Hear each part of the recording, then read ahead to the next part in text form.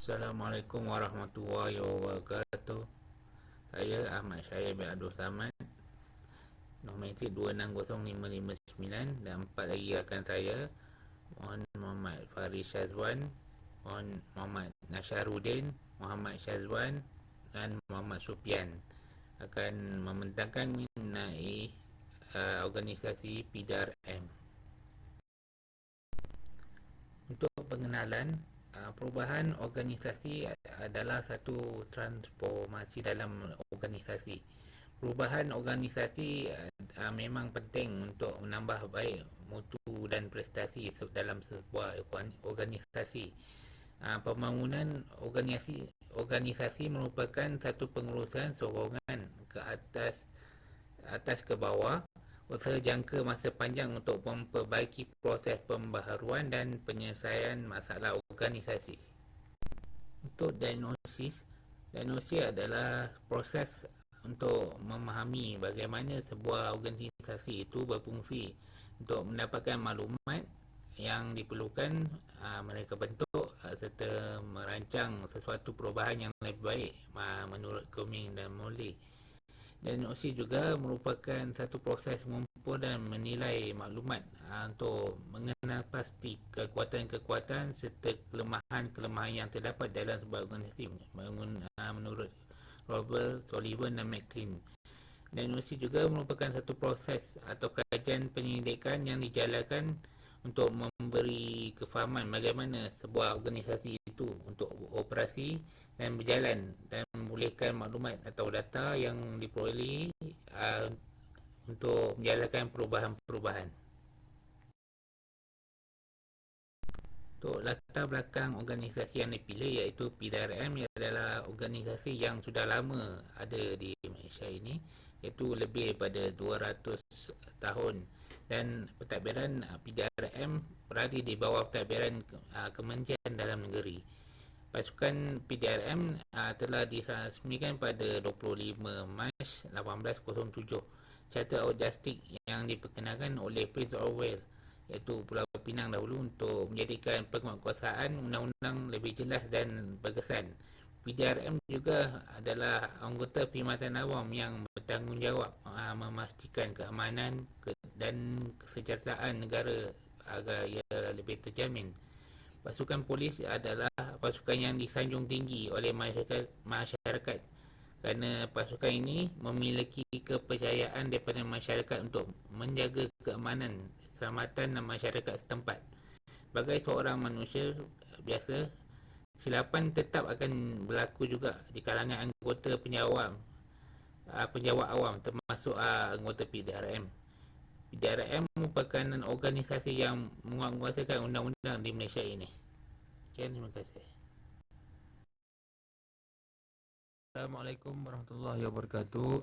Saya Muhammad Syazwan bin Shahabuddin akan meneruskan pembentangan untuk bahagian diagnosis di peringkat organisasi. Okey, di peringkat organisasi ini terdapat 4 faktor.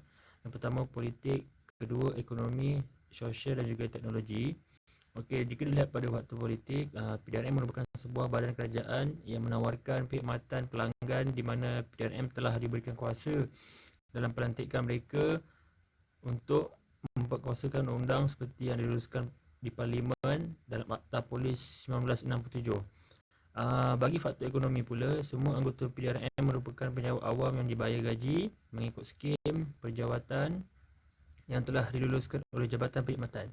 Dan yang ketiga adalah kepuasan masyarakat terhadap perkhidmatan PDRM dalam melaksanakan tanggungjawab mereka merupakan salah satu objektif PDRM. Dan faktor yang terakhir adalah faktor teknologi. Banyak perubahan yang berlaku akibat daripada arus permodenan daripada peningkatan teknologi masa kini yang semakin hari semakin maju. Okey, diagnosis di peringkat kumpulan. PDRM ditugaskan untuk melaksanakan perintah daripada pihak atasan, dan perintah tersebut hendaklah dituruti tanpa sebarang bantahan dan tanpa melanggar peraturan yang telah ditetapkan. Ini merupakan tata kelola lah ataupun tata cara untuk PDRM memberikan arahan. Antara input-input lain yang turut mempengaruhi tindakan kumpulan ialah seperti teknologi, sistem sumber manusia dan budaya organisasi. Okey, peringkat individu pula, P&M akan dinilai dengan laporan penilaian tahunan LPT. Setiap pegawai mempunyai piawaian tertentu dalam prestasi kerja. Jika terdapat mana-mana pegawai yang tidak dapat mencapai piawaian tersebut, akan dikehendaki untuk membuat penjelasan kepada pihak seterusnya. Seterusnya adalah kaedah diagnosis. Kaedah diagnosis ini terbagi kepada 7. Yang pertama, proses pengumpulan data dan maklumat. Yang keduanya, kaedah termobual. Ketiga, kaedah pematian, arkib, rekod-rekod dan buku-buku laporan prestasi organisasi, minit mesyuarat dan catat organisasi. Okay, sekian daripada saya dan saya akan serahkan kepada sahabat saya. Sekian, terima kasih.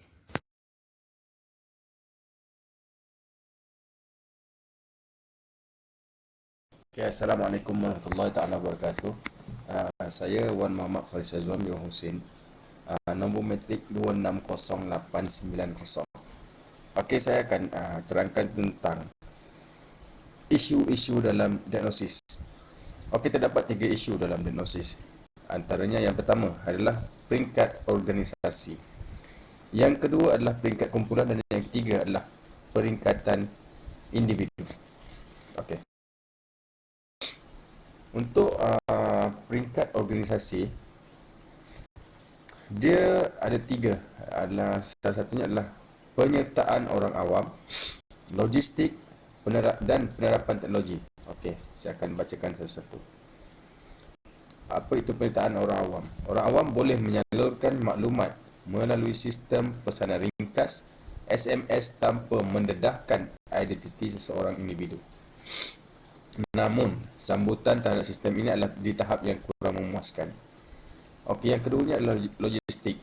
Logistik adalah peralatan penugasan seringkali tidak mencukupi kerana faktor pengagihan dan peruntukan. Dan yang ketiga adalah penerapan teknologi. Sistem Hermes telah diperkenalkan dalam PDRM. Namun begitu, penerapan teknologi ini di dalam organisasi PDRM adalah di tahap yang kurang memuaskan.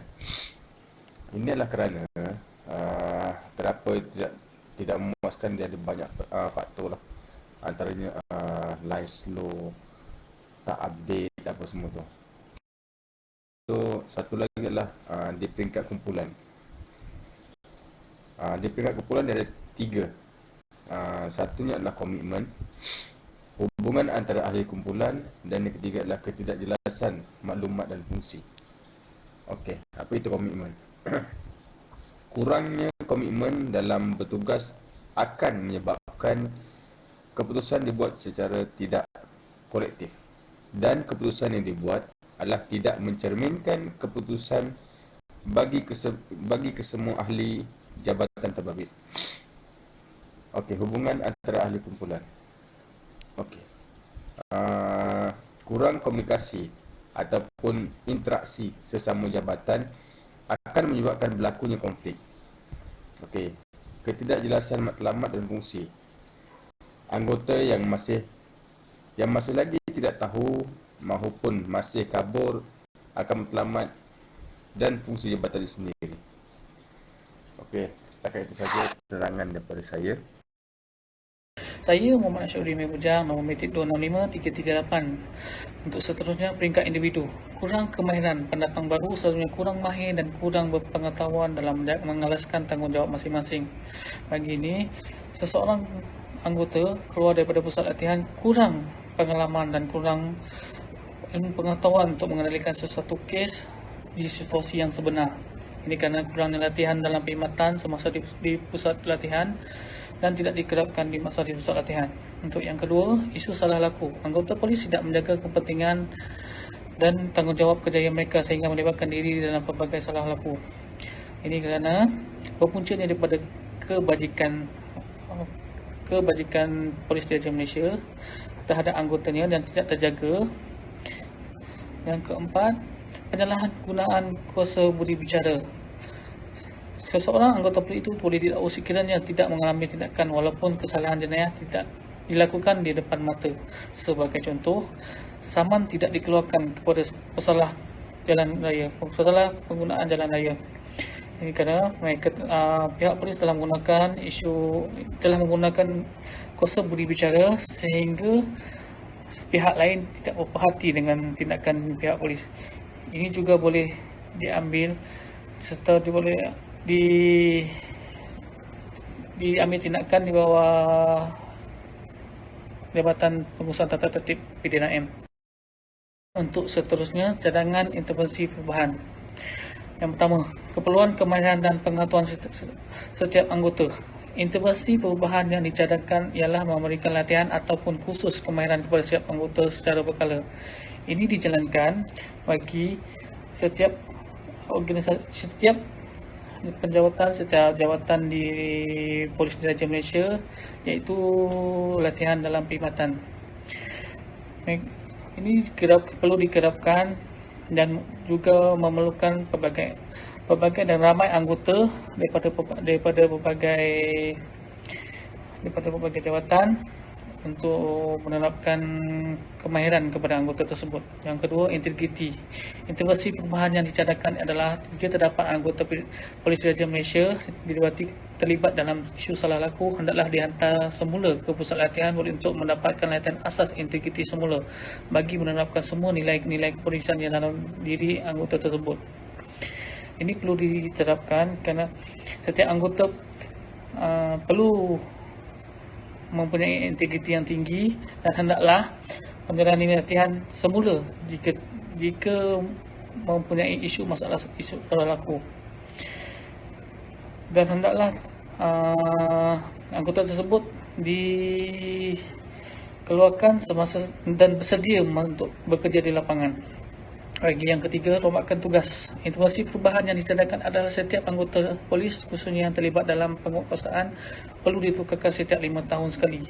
Ini untuk mengelakkan seseorang anggota itu selesa di sesuatu tempat, itu di balai ataupun mana-mana cawangan, dan untuk mengelakkan dia melakukan sesuatu yang sewenang-wenangnya. Okey, halangan-halangan perubahan iaitu terdiri daripada 5. Yang pertama, menimbulkan kedudukan yang tidak pasti, dan yang kedua, melibatkan penyusunan semula. Yang ketiga, peruntukan perbelanjaan yang tinggi, dan yang keempat, corak pemikiran. Yang kelima, pengaruh kumpulan yang tertentu. Itu saja. Sekian, terima kasih. Okey, Assalamualaikum dan salam sejahtera kepada Puan NFU dan rakan-rakan sekalian. Okey, cadangan mengatasi halangan iaitu mempunyai 3. Yang pertama, aspek penekanan terhadap ganjaran. Yang kedua, penyediaan latihan dan kursus kemahiran kepada anggota. Dan yang ketiga, mengubah pemikiran kaki tangan. Okey, yang seterusnya kesimpulan. Secara kesimpulannya, diagnosis adalah satu proses yang penting dalam setiap organisasi bagi membolehkan sesebuah organisasi mendapatkan maklumat untuk mengenal pasti permasalahan dan membuat perancangan perubahan. Perubahan dilakukan atas dasar untuk meningkatkan prestasi dan mutu kerja sesebuah organisasi.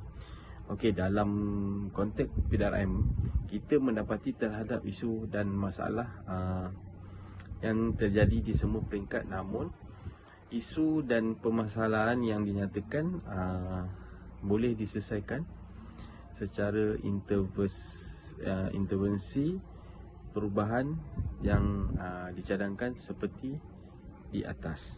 Okey, sekian, terima kasih.